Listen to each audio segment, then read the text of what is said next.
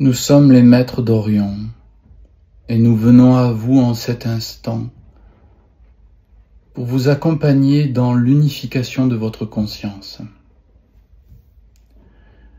Beaucoup d'êtres encore sur le plan Terre imaginent que certaines choses n'appartiennent pas au grand plan divin.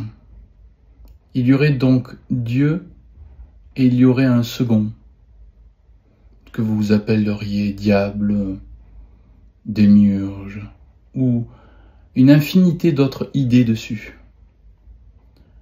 Nous venons vous rappeler que la totalité de l'univers fait partie du plan divin, et que lorsque vous rejetez une partie, c'est Dieu que vous rejetez. Beaucoup d'entre vous ont développé de grandes théories sur le fait que certaines choses sont divines et certaines choses ne le sont pas. Ou, très souvent, ces théories oublient tout simplement le divin.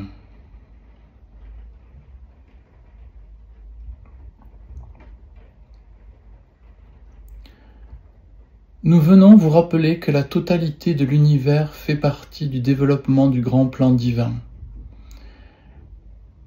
Il est également une évidence fondamentale que vous devez vous souvenir. En tant que tel, en tant qu'expression du plan divin, la conscience des choses en soi se développe. C'est exactement ce qui se produit pour chaque parcelle de l'univers. Car voyez-vous, en tant que déploiement du plan divin,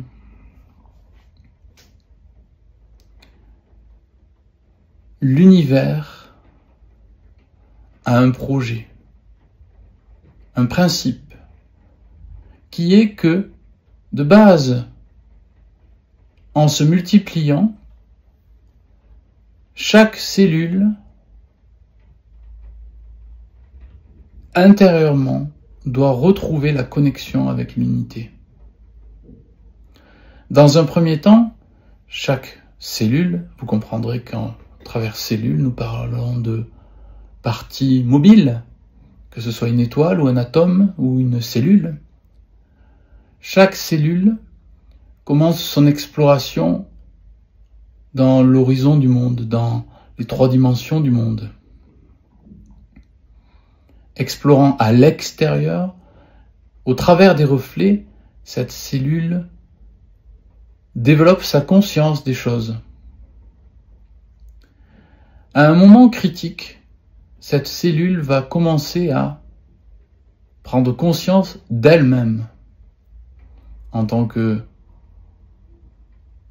partie. Dans un premier temps, cette partie va être structurée autour d'idées. Tout humain rassemble des idées sur lui-même et sur le monde.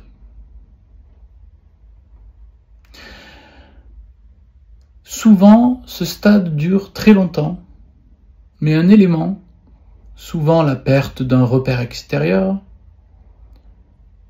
provoque un retour à l'intérieur, un retournement de l'attention vers l'intérieur de soi. Non plus qu'intellectuel, mais également structurel. Ces cellules, donc, universelles, passent par une nouvelle étape. La conscience de soi-même, au-delà de l'idée de soi en miroir au monde, au-delà des idées sur le monde. À cet instant, l'être qui était identifié à ces structures se désidentifie et vit un retour vers une essentialité, une ontologie, une racine plus profonde. C'est ce que nous appelons le retour au cœur de soi. Le fruit de ce chemin, une dissolution dans l'océan du cœur. Une totale désidentification du personnage et des idées sur le monde. Pour une profonde et lumineuse plongée dans l'être et un retour à cette unité. Enfin, Ce sentiment d'unité, cette expansion infinie, redevient action dans le monde au travers d'une nouvelle étape, qui est action de cette unité découverte au cœur de soi, dans l'interaction.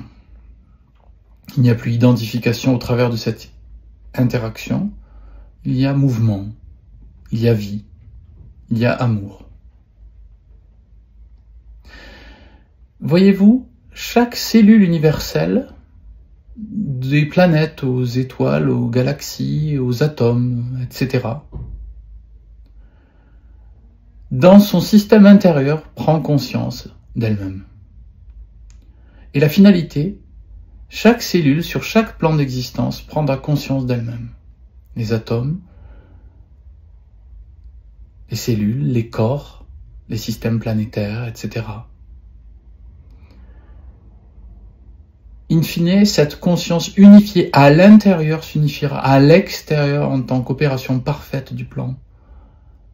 Et tout unifié se rappellera du divin. L'univers ainsi se résorbera dans l'infinie conscience divine, dans l'infini esprit divin. C'est ainsi que s'opère toute chose dans cet univers cycle. Une émergence dans l'esprit divin et une résorption dans l'esprit divin. Bien à vous